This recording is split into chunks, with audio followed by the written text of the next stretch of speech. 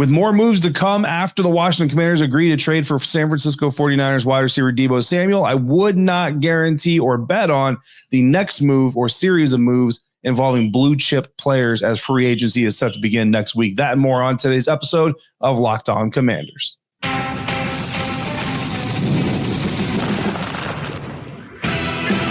You are Locked On Commanders, your daily podcast on the Washington Commanders.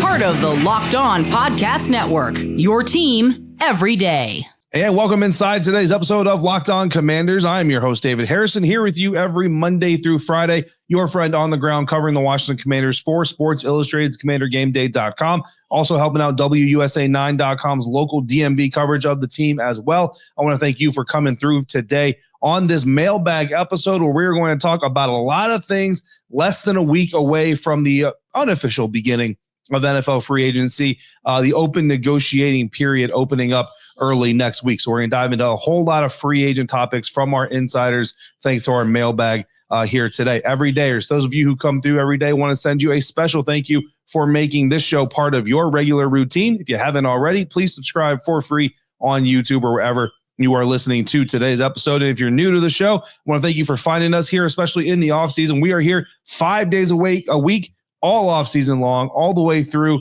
the entirety of the off season, into training camp, into the new season. So make sure you come back again very, very soon. We're going to start off today's mailbag episode with a question from Joy, who wants to know how likely it is that the Washington Commanders are going to get a big-time difference playmaker, big-time difference-making playmaker like a Myles Garrett or a T. Higgins. And I'm going to add a guy like maybe, I don't know, a DK Metcalf right now.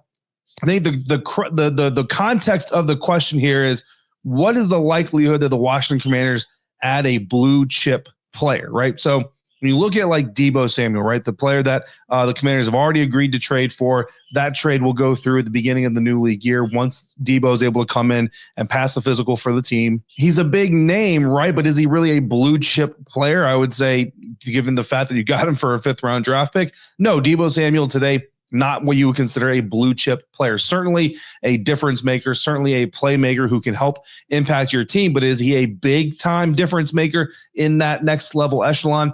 I would say probably not to at least most people. So when you talk about guys like Myles Garrett, guys like T. Higgins, now T. Higgins has been franchise tagged by the Cincinnati Bengals. It is the non-exclusive franchise tag, which is cheaper for the Bengals, although it's a 3-time inflation, so it certainly isn't cheap for the Bengals. But what it does is it does allow T. Higgins to receive offers and negotiations from other teams around the National Football League. If he agrees to a deal, the Bengals have the opportunity to either match it or the team that signs him has to give up 2 first-round picks.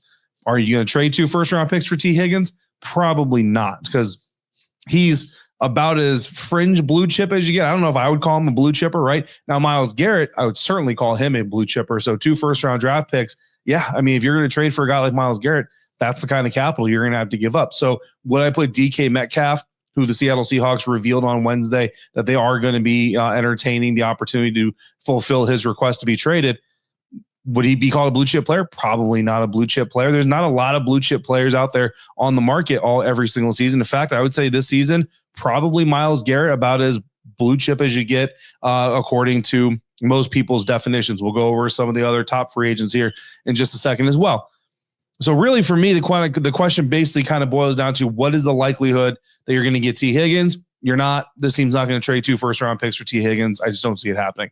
Myles Garrett, now that's a little bit of a different evaluation, and especially if you're talking about bringing him in post-NFL draft. Now, again, we've kind of talked about this a few times every day, as you're going to remember these conversations, but there's a very A.J. Brown type of situation that can unfold here with Myles Garrett, to where the Cleveland Browns dig their heels in all the way to draft weekend. Then with the number 2 overall pick, the reports, rumors, speculation is that they're willing to take a quarterback at number 2, but it's going to be Cam Ward out of the Miami Hurricanes program. If Cam Ward goes to the Tennessee Titans, or if, say, the Giants jump up to number 1, take Cam Ward ahead of the Cleveland Browns, then the Browns are not willing to take Shedeur Sanders out of Colorado at number 2, at which time they would then probably pivot, I would imagine, to edge rusher Abdul Carter. Now, if they draft Abdul Carter number 2, that could potentially unlock their willingness to now discuss trades for Myles Garrett, feeling like they've got a blue chip edge rusher coming into the organization. Not someone who's going to automatically be a Myles Garrett, but you know what I mean? It's about the best you can do here in the 2025 offseason. So if that happens, then you are talking about the Washington Commanders potentially spending their 2025 first and 2026 first round picks on a guy like Myles Garrett. Now, I was brought a scenario by Locked On NFL host Tony Wiggins, who asked me if it's a this year one, so 2025 first round pick, number 29 overall, and next year it's a 2 and a 3. I'm actually much more willing to go that route than I would be number one in 2025 and 2026, to be quite honest with you. So, it could be splitting hairs a little bit. The odds of that happening, I think, are significantly higher. However, there are other teams that could potentially be involved in this. The Tampa Bay Buccaneers are one of those teams. The Philadelphia Eagles have been talked about. The advantage that the Commanders have over a team like the Philadelphia Eagles is any draft capital that the Eagles would be giving up, the Commanders are obviously earlier in the pecking order than the Eagles are, given that the Eagles just won the Super Bowl. And this isn't like a silent auction, right? The Cleveland Browns can surely come to the Washington Commanders and say, hey, the Eagles are willing to give us, X amount of picks. Here are the picks they're willing to give us. Are you willing to match those picks? And then because you are drafting earlier, yours would obviously have more value. So it's not like the Commanders make a bid, the Eagles make a bid, the Eagles bid higher, they just automatically get them. There is a little bit of a business side to this whole thing. Of course, again, the Eagles could just blow the Browns out of the water and say, hey, here's the deal we're going to give you. And then the Browns go ahead and give them Myles Garrett. But there's some other issues with that. So I think Myles Garrett certainly, as weird as it is to say, Myles Garrett more likely to end up in Washington than T. Higgins, even though when you look at, where each of those players stacks up in their position groups and in the National Football League as far as prestige, Myles Garrett obviously is the much more popular, much more prestigious type of player. Now, I do think outside of that, it's more likely that the Washington Commanders maybe get, one of the players that are kind of a second tier type of player, not a blue chipper. I don't even know what is below blue chip, to be quite honest with you, but a second tier type of player through free agency or through the NFL draft. Again, DK Metcalf becoming available, or rumored to be available anyway, but unofficially available for potential trade by the Seattle Seahawks. Brandon Ayuk is another player that is, up for trade from the San Francisco 49ers. Christian Kirk was just released by the Jacksonville Jaguars. I actually wouldn't even put him in that second tier. I'd probably put him in more in that third or fourth tier, to be quite honest with you. But Cliff Kingsbury does have a history with him. So if he decides that there is a history, or that history is valuable and he wants him in his system, I don't see a reason AP wouldn't at least make the phone call to Christian Kirk's agent to see if they can work something out. And because he's been released, he can actually make a deal at any time. We'll talk about that again a little bit here further down the episode. And then Tyler Lockett, one of the other Seattle Seahawks, I should say, starting wide receivers, also has been released. So he's free to negotiate and discuss deals with anybody at this time. Jackson Smith and Jigba, obviously the future for the Seattle Seahawks, including whatever free agent wide receiver they bring in or draft pick they spend. So that's the answer I've got for you for whether or not the Washington Commanders are likely to make a blue chip move this free agent period. We know there's going to be a lot of moves made this free agent period by the Washington Commanders, whether it's re-signing some of their own players, signing new players. I'm going to give you a very long list of players that could be under consideration that I think the Washington Commanders should be willing to consider talking to. Certainly can't sign them all, wouldn't sign them all, but a lot of interesting names on this list. So we'll get into that coming up next on today's mailbag episode of Locked On Commanders, part of the Locked On Podcast Network, your team every day. Today's episode is brought to you by Chewy. You've probably heard of Chewy. They really do have everything you need to keep your pet happy and healthy. With over 100,000 products from all your favorite brands, Chewy has everything your pet needs, from food and treats to toys, beds, and grooming. And it's not just for dogs and cats. No, it's for birds, fish, reptiles, and small pets too. Chewy also makes it easy to manage your pet's health. We have 2 dogs, 5 cats, 4 birds, 2 outside cats, 3 ducks, and 19 chickens here at the Harrison household. So Chewy deliveries are always a welcome arrival, and it saves us a trip to the store every time we need more of something. Anything. Chewy has everything you need to keep your pet healthy and happy. And right now you can save $20 off your first order and get free shipping by going to chewy.com or clicking the link in the description. Save $20 on your first order with free shipping by clicking the link in the description. Minimum purchase required. New customers only. Terms and conditions apply. See site for complete details. Continuing today's mailbag episode of Locked On Commanders with a question from Julian. So we answered our first question from Joy asking about blue chip players, guys like Myles Garrett, T. Higgins, the likelihood of them landing in Washington. Now we're going to turn to Julian, who basically wants a general view of free agency and asks, who do you think we're going to go after? We, of course, being the Washington Commanders this offseason. I can tell you right now, I don't have a list of guys I just think, boom, Adam Peters and this front office are absolutely going to go after this guy. But I do have a list of players that I can tell you would make sense, and I wouldn't mind one bit soever. Well, some of them have a little bit of bits soever that I might mind. But Christian Kirk, again, Jacksonville Jaguars, now a free agent, officially released by the team on Wednesday. Obviously, as someone's going to come to mind almost immediately, played for Cliff Kingsbury when he was the head coach with the Arizona Cardinals, similar to Zach Ertz, ended up leaving. Look, I'll be honest with you guys. I thought the Jacksonville Jaguars paid Christian Kirk way too much money on the deal that they had with him.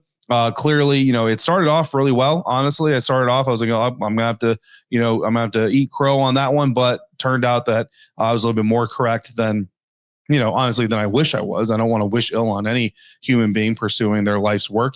But Christian Kirk, now a free agent, if he feels like he's a fit with Cliff Kingsbury feels like Christian Kirk can work with what they're doing now, then certainly you could see a deal happen there. So that's certainly a player that you see happen. I don't know that Tyler Lockett is so much of a fit just because, he's kind of a 1-year rental. And I think that for what he brings, you'd probably rather bring back a guy like Jamison Crowder, who you kind of know, again, not as dynamic, right, as Tyler Lockett and all those things, but I don't think you really need that type of a fit on the roster. Could be wrong, but as the combination of age and decline play and all those other things just doesn't seem like a fit to me. Left tackle Ronnie Stanley is a guy that a lot of people have talked about, a lot of Commanders fans want on the roster. Then you potentially move Brandon Coleman either to right guard or to right tackle. Andrew Wiley then either moves into right guard or, you bring in a new right guard somewhere, find him on the roster. You're bringing back a guy like Trent Scott or something while Sam Cosmi continues to mend. My only misgiving with Ronnie Stanley's situation is that when you talk about a rookie quarterback, you talk about a young quarterback, I should say, not a rookie anymore, clearly, but a rookie contract quarterback in Jaden Daniels.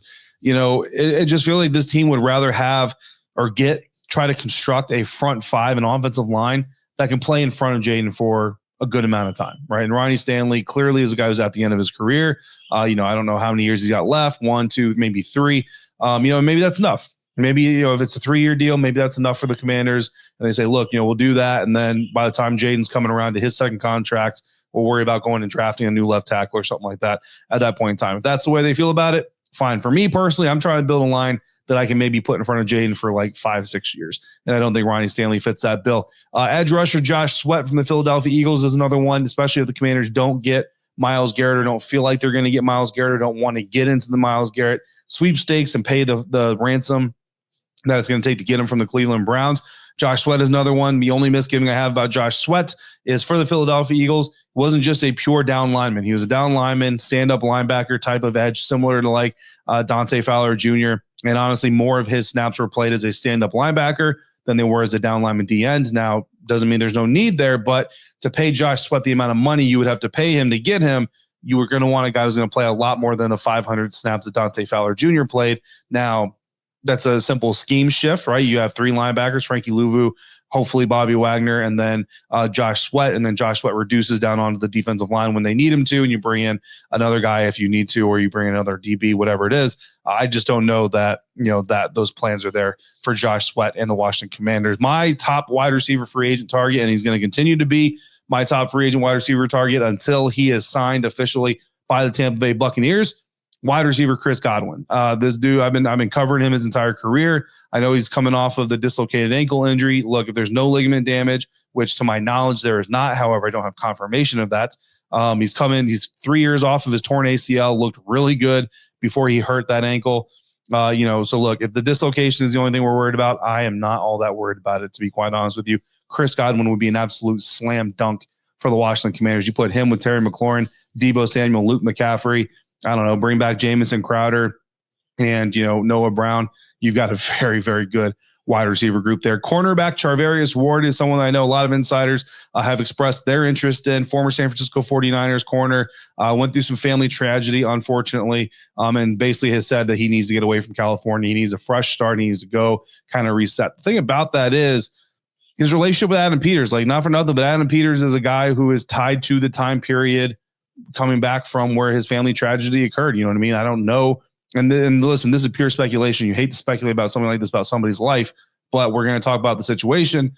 I don't know that he wants to go work for somebody who is directly, he might, when you talk about a fresh start, You know what I mean? Like, does that usually mean go work for one of your former bosses in a new place? I mean, a lot of time fresh start means I want to go somewhere where nobody knows me. We can just start over, right? And if that's what Charvarius Ward wants, truthfully, given what he's gone through and his family has gone through, I hope he gets it.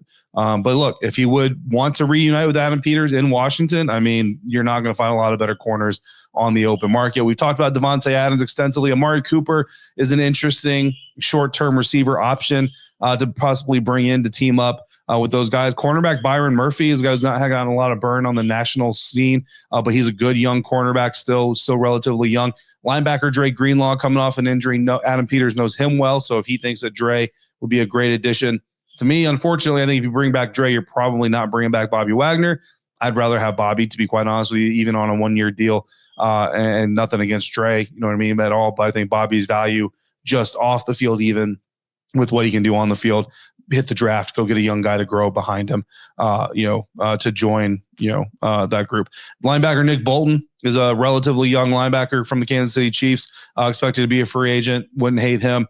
Safety Trevon Merrick, if you can't re-sign Jeremy Chin, Merrick is someone that I think is worth taking a flyer on. Edge rusher Khalil Mack is someone that we've talked about a lot. He kind of brings me the same concerns I have with Josh Sweat. He's not a full-time down lineman guy, and there's just not a lot of snaps to give with the outside linebackers when Joe Witt Jr., Dan Quinn's history, typically they use two linebackers. They've already got Frankie Louvu, who they love in that position. Edge rusher Malcolm Kuntz from the Raiders, injured last year, didn't get to play. He's probably the best pure edge, pure defensive end, I should say, on this list. So I wouldn't mind them taking a run at him. Edge rusher Dayo Adebingo. Sorry about that is also up there as well. And then wide receiver Darius Slayton. Honestly, look, no disrespect to Devontae Adams, Amari Cooper, Darius Slay, probably my second favorite wide receiver free agent coming up on the market outside of Chris Godwin. So, look, I wouldn't hate adding Darius Slay into the mix with Luke McCaffrey, Terry McLaurin, Deebo Samuel, and then you go out there, maybe you draft a guy, again, bring back Noah Brown. I wouldn't hate that group at all. So there's a list of some free agent targets. Again, I can't sit here and tell you I've gotten information that the Commanders are going to go after this guy or after that guy, but there are some good names out there, and honestly, that's just scratching the surface of the class. There's a lot of good names out there. So the Commanders are going to have the opportunity to fill a lot of holes if they want to this offseason. Dr. Wonderful came through. Would like to talk about special teamers, specifically kick returner, punt returner. Said OZ was one of the better punt returners in the league, but may not be back. Austin Eckler is great at returning kickoffs, but after the concussion, not sure if he's going to go back to that. Who might the Washington Commanders target free agency to fill that role? Honestly, not a lot of those guys out there, but I'll tell you this, Deebo Samuel, good kick returner. In fact, if you heard the Locked On 49ers guys in our last episode, they said you should put Deebo Samuel back there as a kick returner. Luke McCaffrey also did some decent things as a kick returner. Jamison Crowder, if you bring him back, I think he's automatically your best punt returner. Outside of that, I think you probably go to the NFL draft. I don't know if you're going to sign a free agent specifically for return duties, right? But I think if you're looking to get a return guy, I think you're probably looking, 6th, 7th round, look for a guy who can potentially unlock some of that ability. Bill came through and said, with the release of Darius Slay, Philadelphia Eagles cornerback Darius Slay released by the Eagles this week. Although I mentioned he and I had a conversation via text back and forth a little bit about Darius Slay, and there is a possibility that Darius Slay goes back to Philadelphia for just less money on a contract that costs the Eagles less money. But Bill wants to know if Adam Peters can call his agent and start talking right now without repercussions. And yes, they absolutely can. That is, Darius Slay is released. He is a free and clear free agent. There's no need to wait until the new league year. Adam Peters can absolutely dial up that number and call up Darius Slay's representation and start talking to them. However, I will say this, it does sound like Darius Slay wants to go back to Philly because Darius Slay said recently in a quote or in an interview with Emmanuel Acho, quote, if the money is equal and everything is equal, it's Philly for show, faux show, end quote. So Darius Slay wants to be in Philly. So, look, but like I said, if the money is equal, right? So if the Washington Commanders are willing to pay a little bit more than Philadelphia Eagles, maybe they pull Darius Slay away from the Philadelphia Eagles. Certainly would be interesting. Look, Darius Slay, I know he's maybe not big play Slay that he's been in the past when he was with the Detroit Lions and all those things, but very, very solid cornerback and likely would push Mikey Sanders still back inside and team up with Marshawn Lattimore out there. And then, of course, you go into the draft, get some younger guys to grow behind those guys. So very interesting conversation there. We've got a few other free agent questions coming up in the mailbag that we're going to get to, including asking specifically about 2 veteran free agents, how much they might cost, and if they're worth the expense. That's next on today's episode of Locked On Commanders, part of the Locked On Podcast Network, your team every day.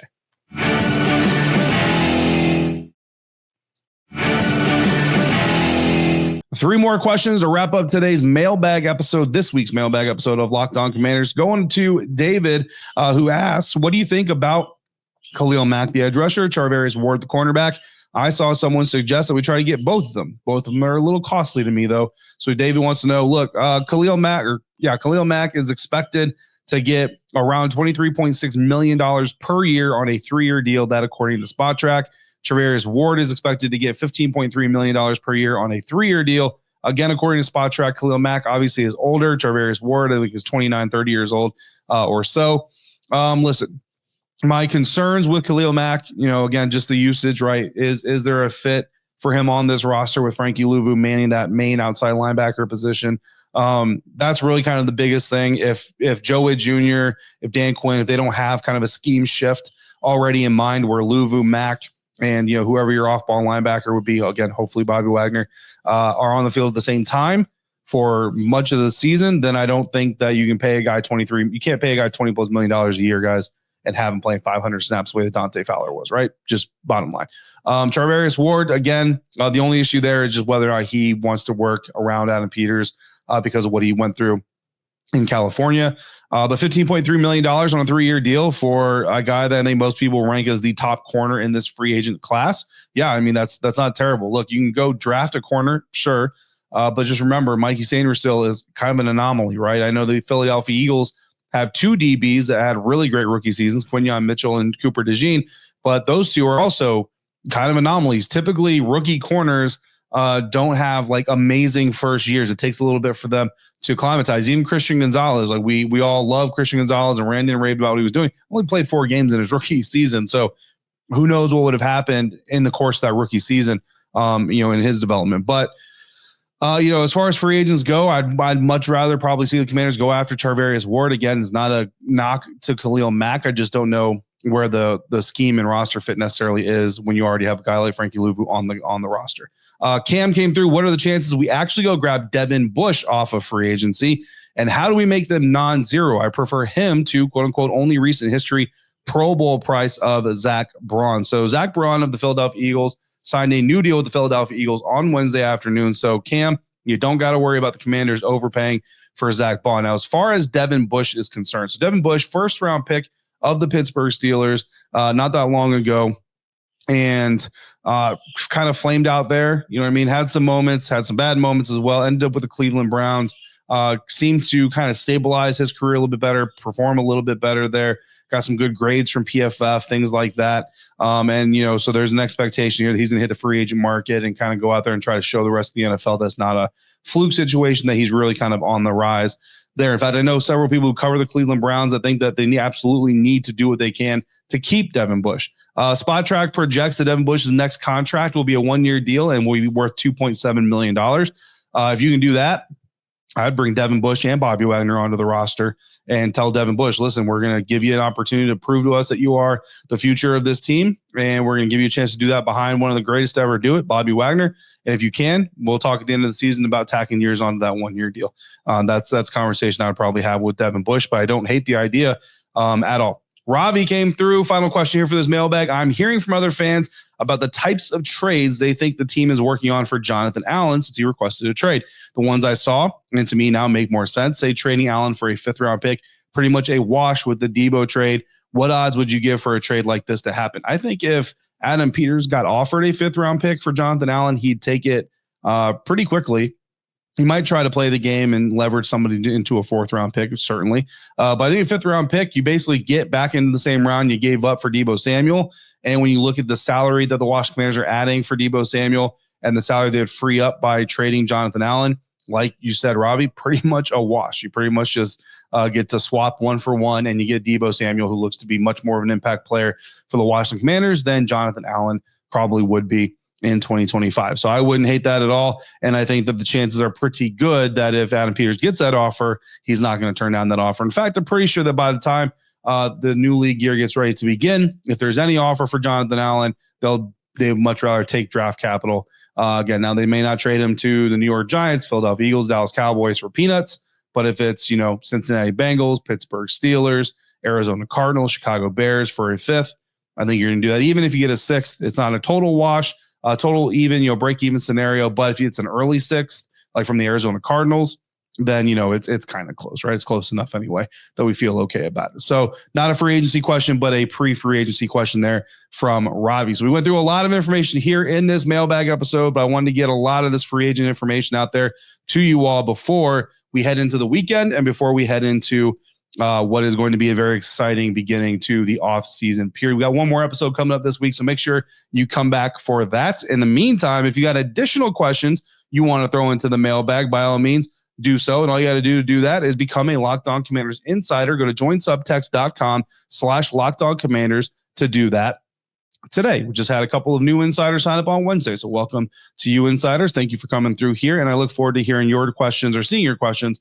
in future mailbag episodes. Thank you for making Locked On Commanders your first listen of the day today and every day. For your second listen, check out the Locked On NFL Draft Podcast with Damian Parson and Keith Sanchez. You can find that on YouTube or wherever you are listening to today's episode. And until we speak again, if you're out and about, please be safe, be kind, so I can see you right back here next time for another episode of Locked On Commanders, part of the Locked On Podcast Network, your team every day.